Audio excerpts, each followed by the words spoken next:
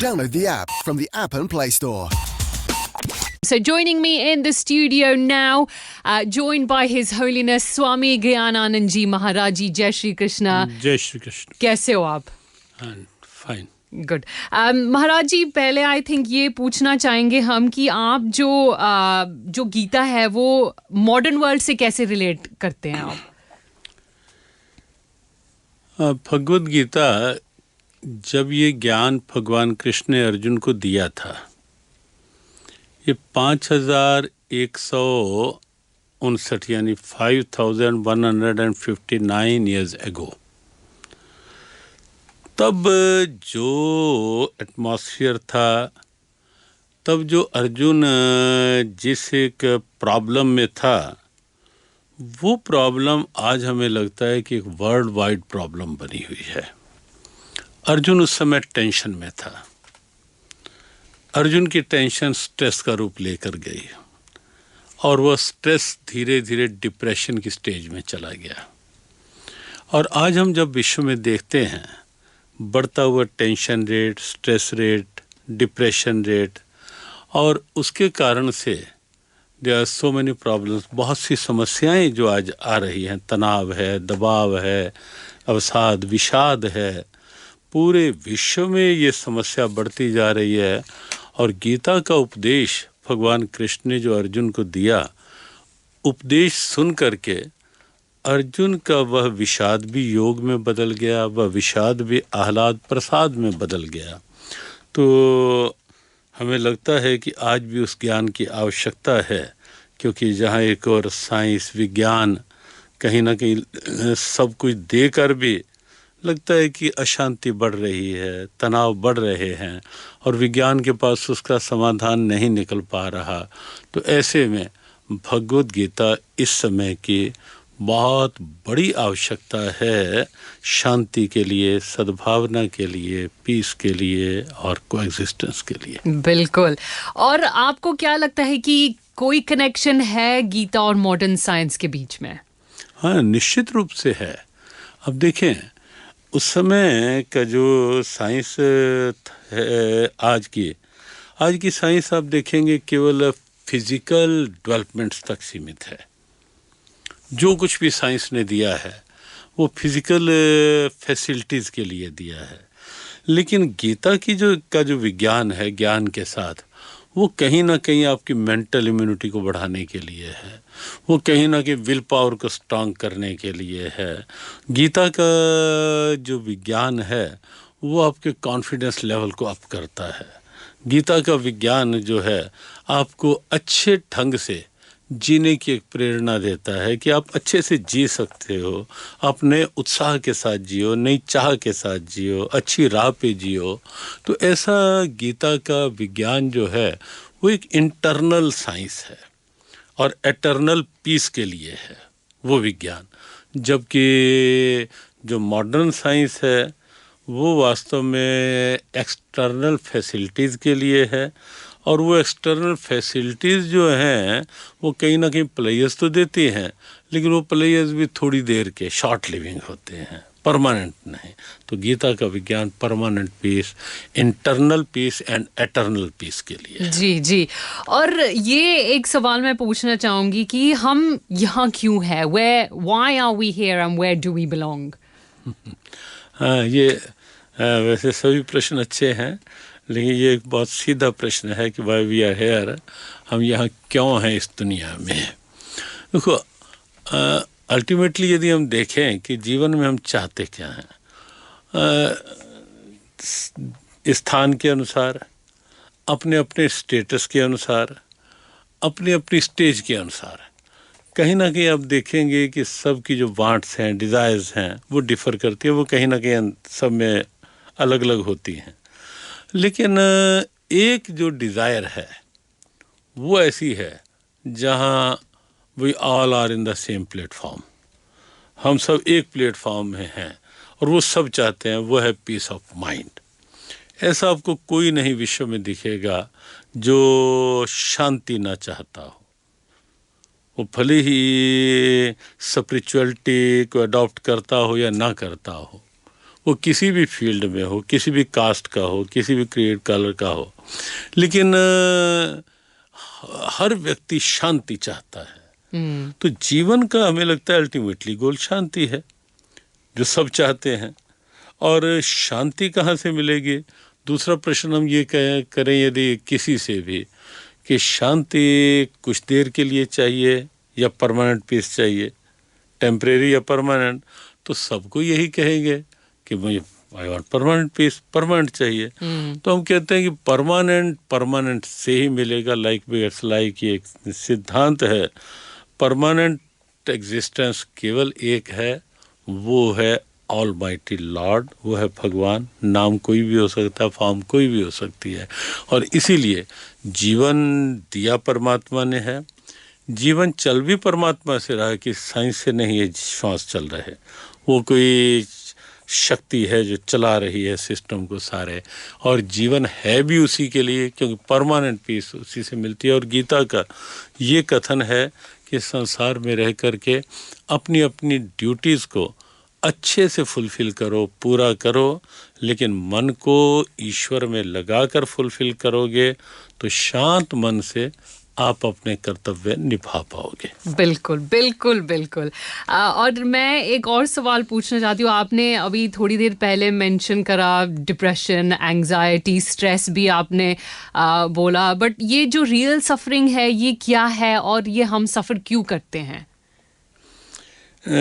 सफ़र का main cause जो है वो, क्योंकि जहाँ जो चीज़ है वहाँ नहीं जाएंगे हम, कहीं ना रॉन्ग डायरेक्टेड होंगे, उल्टी दिशा में चल रहे हैं। मान लो जाना हमें लेस्टर है जी। और जा रहे हैं हम नॉर्थहैम्पटन के साइड में, तो लेस्टर कब आएगा? आएगा ही नहीं, क्योंकि रॉन्ग साइड में चल रहे हैं। तो जाने चाहते हैं हम शांति, लेकिन भाग रहे हैं केवल हम टेम्परेरी प्लेजर्स, एंजॉयमेंट्स में पीस ढूंढ रहे हैं। तो यही कारण है कि जितना इंसान उसमें आ रहा है उतना उससे वो दूर जा रहा है। और पीस हमने अभी जो कहा वो that is subject to mind peace, और वो जो मिल सकती है वो मिल सकती है केवल और केवल ईश्वर से। तो इंसान को कहीं ना कहीं स्पिरिचुअल होना ही पड़ेगा। और स्पिरिचुअल जब इंसान नहीं होता, एक पक्षी है, केवल वहीं तक सीमित हो जाता है बर्डले फेस तक का, तो वहाँ कहीं ना कहीं उसका परिणाम टेंशन होता है। और वो टेंशन में नहीं अगर एक पॉजिटिव थिंकिंग लेके कुछ अपने आप को स्टैंड किया, तो कहीं ना कहीं वो टेंशन ही फिर स्ट्रेस का रूप ले लेती है, और फिर एंग्जाइटी, और इंसान उसी में रह जाता है सीमित। It is 3:31 on Sunrise Radio. You are with me, Anushka Arora, in conversation with His Holiness Swami Gyananand Ji Maharaj Ji, live in the studio on Sunrise Radio. Maharaj Ji, हमने अभी सफरिंग की बात की है, तो अभी हम खुशी की बात करते हैं।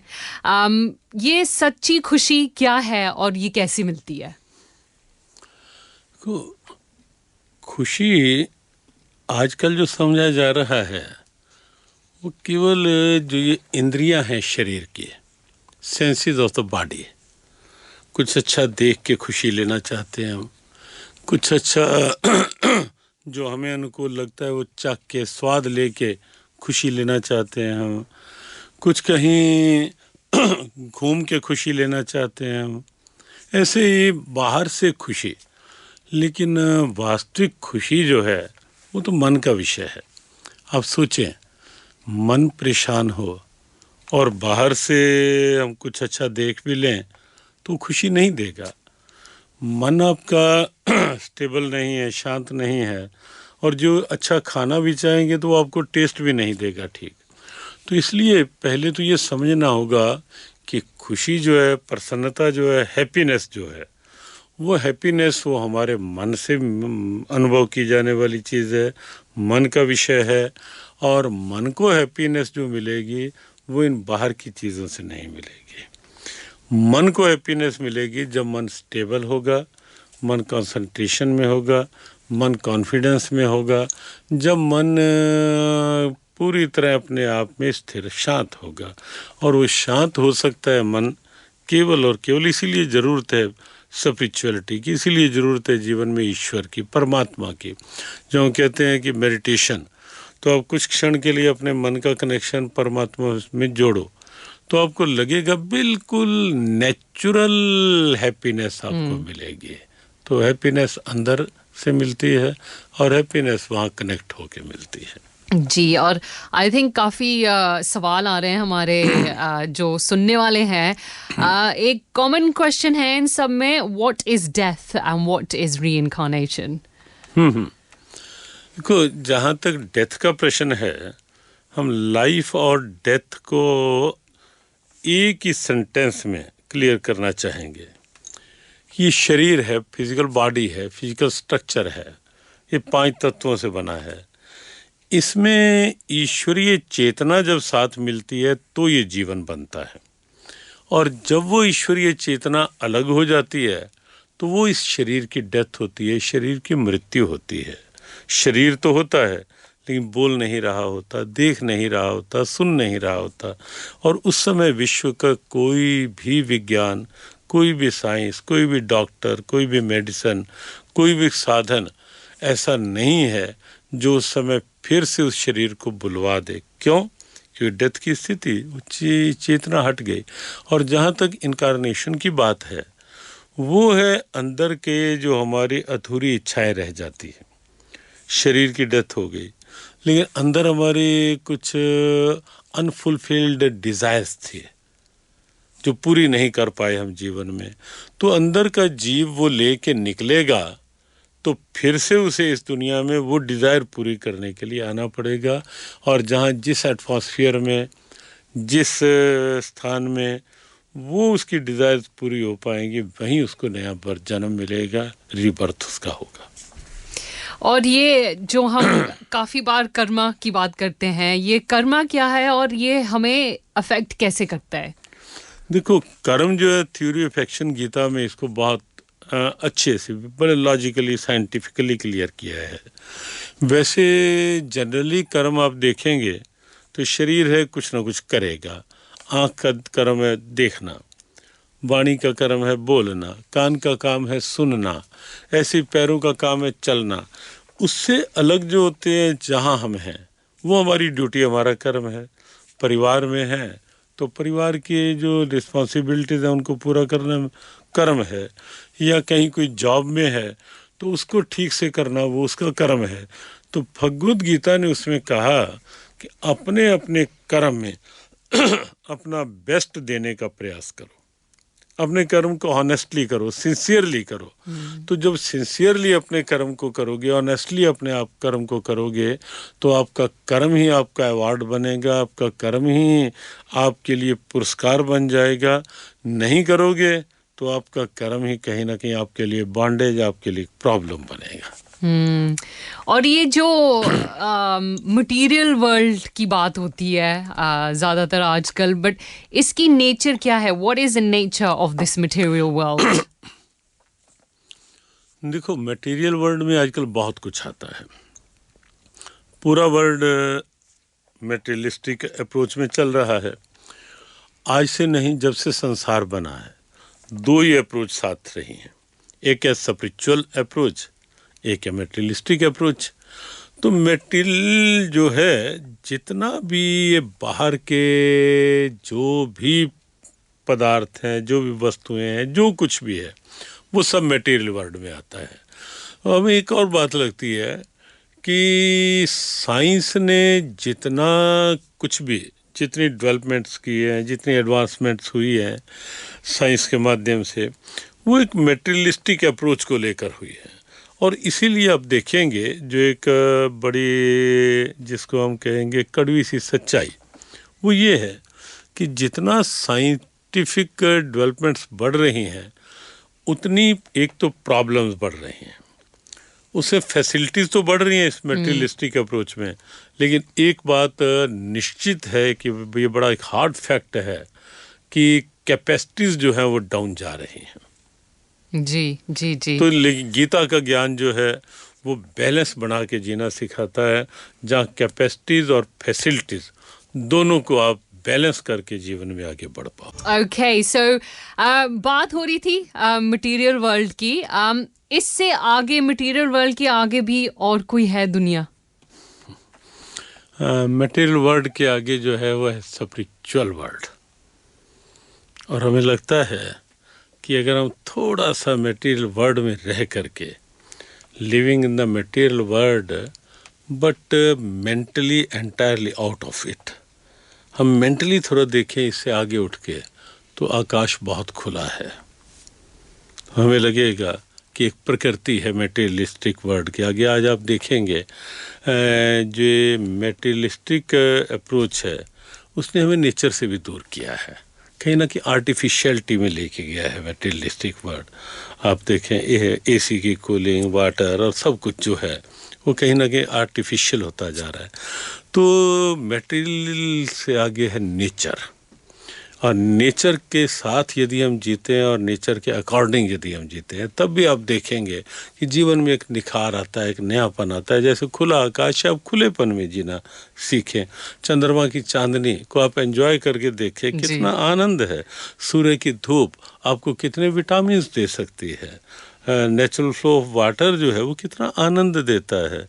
और प्रकृति के साथ जीना, प्रकृति के अनुसार जीना, नेचर से भी जब और थोड़ा हम आगे देखते हैं तो नेचर भी जिसके इशारों पर चल रही है वो है परमात्मा। जब हम वहाँ जाते हैं तो वहाँ तो परमात्मा, that is source of peace, source of energy, source of bliss. तो जब हम परमात्मा से जुड़ते हैं तो हम ब्लिसफुल लाइफ में की ओर बढ़ते हैं, ब्लेसड लाइफ की ओर बढ़ते हैं। जब हम नेचर से आगे, मटेरियल से आगे परमात्मा से जुड़ते हैं तब हम नेचुरल और एटर्नल पीस के साथ जुड़ते हैं, हैप्पीनेस के साथ जुड़ते हैं। तो इसलिए ज़रूरी है कि मटेरियलिस्टिक जो वर्ड है उसको हम एंजॉय करें, बना है, लेकिन एंजॉय करते करते हम इंटरनली अपने आप को यदि वहाँ नेचर और नेचर से भी आगे ईश्वर से जोड़ेंगे तो जीवन का एक बहुत विशेष लाभ मिलेगा। The app available from the App and Play Store.